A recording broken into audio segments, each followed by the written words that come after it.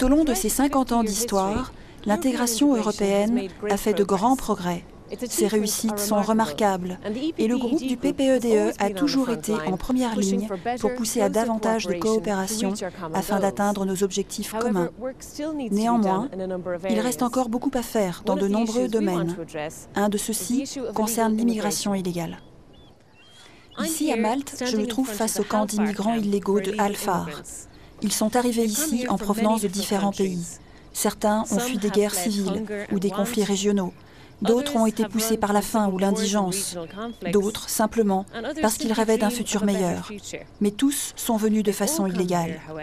La meilleure façon pour l'Union européenne de gérer ce problème est de développer une politique commune de l'immigration. Il ne s'agit pas seulement d'un problème maltais, mais d'un problème auquel sont confrontés beaucoup d'autres États membres. C'est un problème qui devrait être traité par l'Union dans son ensemble. Je pense que l'Union européenne pourrait apporter un peu plus son aide. Peut-être qu'il faudrait appliquer les contrôles et ce de façon plus fréquente. En fin de compte, ce n'est pas un problème maltais, c'est un problème européen. Nous avons également besoin d'une aide avec les retours. Près de 25% des résidents de ce centre ou d'autres centres voient leur demande d'asile rejetée. Mais il nous est pourtant difficile de les renvoyer dans leur pays d'origine. Dessiner une approche européenne commune de l'immigration est une des priorités stratégiques de la famille PPE-DE. L'Europe ne peut continuer à faire coexister 27 politiques nationales. Il convient de formuler une politique commune de l'immigration qui fasse la distinction entre immigration clandestine, pour laquelle il convient d'être intransigeant, et politique d'immigration légale, pour laquelle il faudra faire preuve de solidarité.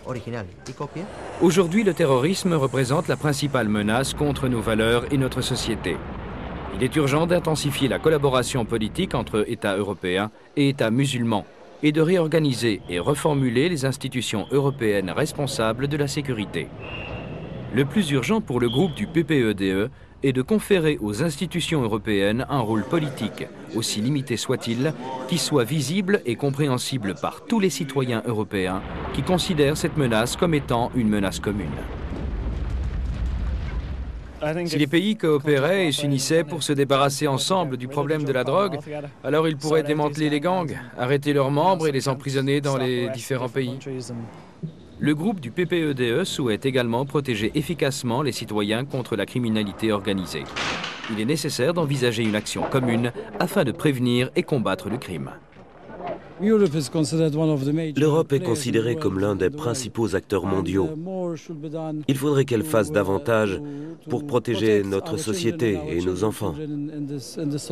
Pour le groupe du PPE-DE, une politique énergétique européenne conséquente et la lutte contre le changement climatique sont les deux faces d'une même médaille.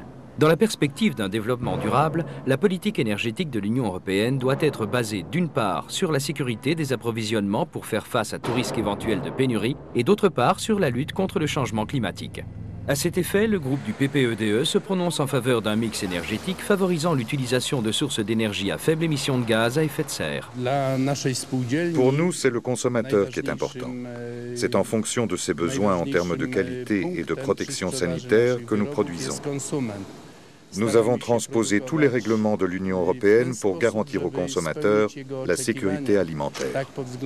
Pour notre groupe, l'agriculture européenne doit mettre l'accent sur une alimentation saine et indépendante pour ses citoyens. La prospérité économique et le développement durable ont été rendus possibles dans de nombreux États membres grâce aux politiques de l'Union européenne que le groupe du PPE-DE a toujours soutenues. Ici, dans l'ouest de l'Irlande, les affaires sont florissantes, en dépit de l'éloignement de la capitale. Les aides européennes pour le développement régional ont encouragé des projets d'entreprise et l'économie basée sur la connaissance a mené à un boom économique. Un petit aéroport, bien qu'international, a lié la région au reste de l'Europe et du monde. Des parcs d'affaires et de technologie, des domaines industriels et des PME ont pris naissance dans toute la région. Le développement de cette région s'explique par une utilisation réussie des fonds européens qui ont créé les infrastructures appropriées. D'autres facteurs y ont également contribué. Ces 15 dernières années, le pays a beaucoup investi dans l'éducation. Ainsi, depuis 15 ans, Grâce à son enseignement supérieur, la région a offert une expertise technologique élevée aux entreprises.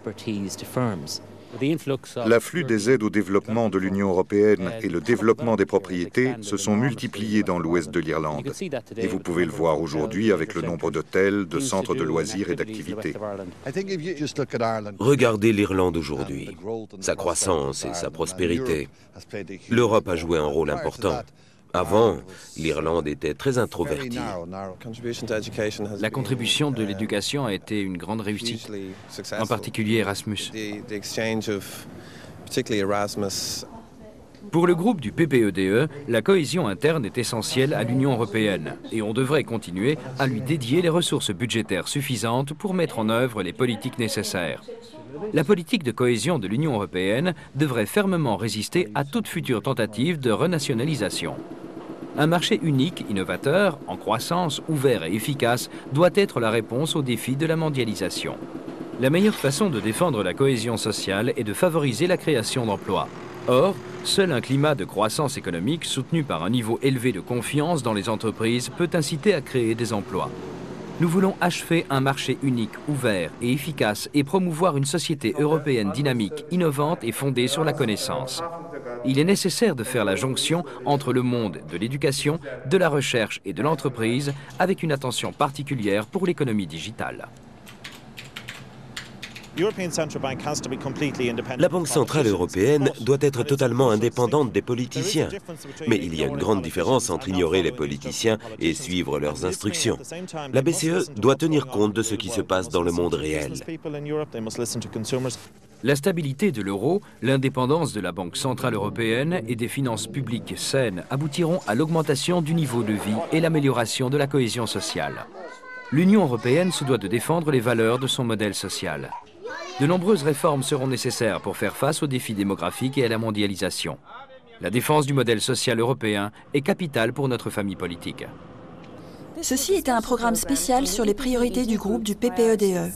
Pour avoir une version complète de ces priorités, connectez-vous à notre page internet www.epp-ed.eu.